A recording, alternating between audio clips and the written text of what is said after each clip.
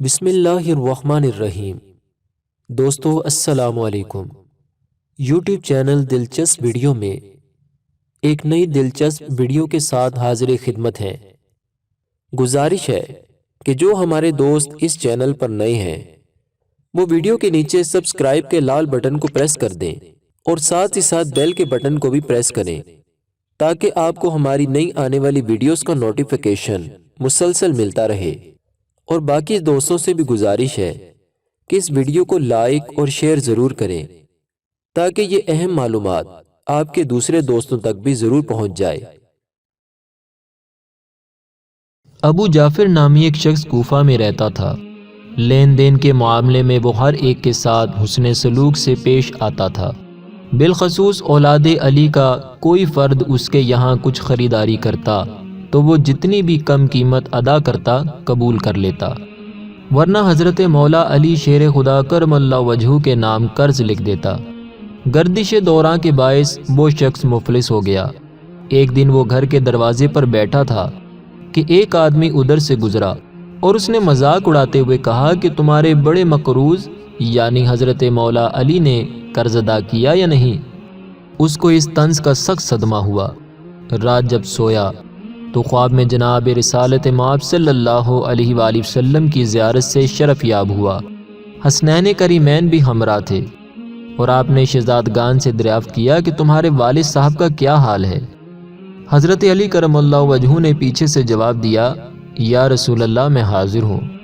ارشاد ہوا کہ کیا وجہ ہے کہ اس کا حق ادا نہیں کرتے؟ انہوں نے عرض کی، یا رسول اللہ صلی اللہ علیہ وآلہ وسلم میں رقم ہمراہ لایا ہوں۔ فرمایا اس کے حوالے کر دو۔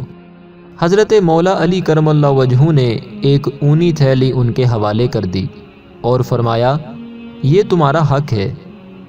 رسول اکرم صلی اللہ علیہ وآلہ وسلم نے فرمایا اسے وصول کر لو اور اس کے بعد بھی ان کی اولاد میں سے جو قرض لینے آئے اس کو محروم نہ لوٹانا۔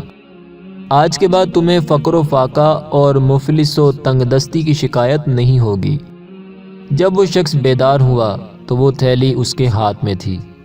اس نے اپنی بیوی کو بلا کر کہا، یہ تو بتاؤ کہ میں سویا ہوا ہوں یا جاگ رہا ہوں؟ اس کی بیوی نے کہا کہ آپ جاگ رہے ہیں۔ وہ خوشی کے مارے پھولے نہیں سماتا تھا۔ سارا قصہ اپنی زوجہ محترمہ سے بیان کیا۔